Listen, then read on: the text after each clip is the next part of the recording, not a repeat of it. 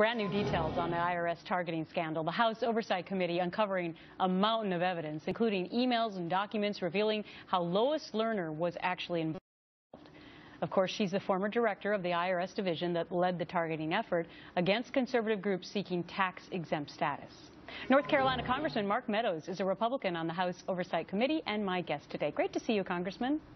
It's good to be with you, Gretchen. Thanks so much. So these revelations have come out now in this report. If you had to tell me what you think the biggest bombshell is, what is it?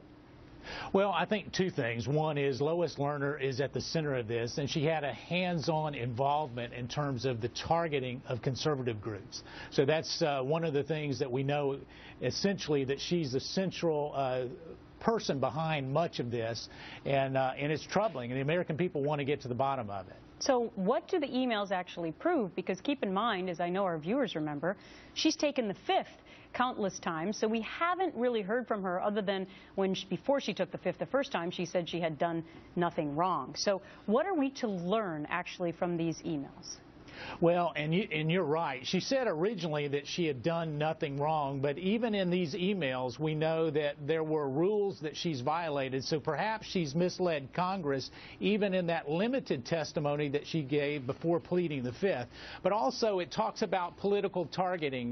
The context of the emails talks about how effective many of the conservative groups were in their messaging and how she needed to address that. Mm-hmm.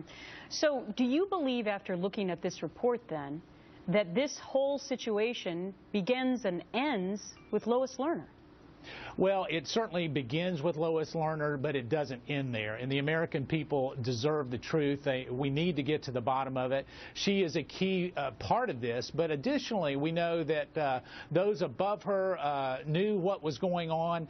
We look at this and we see that, indeed, she was planning to change the rules for the 501c4s because of their effectiveness.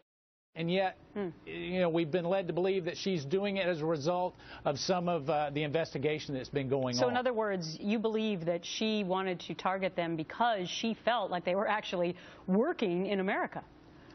Well, they were working, and as you start to see the context of those emails, it was all about, you know, trying to make sure that they didn't appear to be political. It was giving, you know, the veneer of being nonpartisan when actually a lot of the efforts appear to be very partisan within the IRS. All right. Well, still so many questions, and of course the president said there wasn't a smidgen of corruption. That remains to be seen, who is right and who is wrong.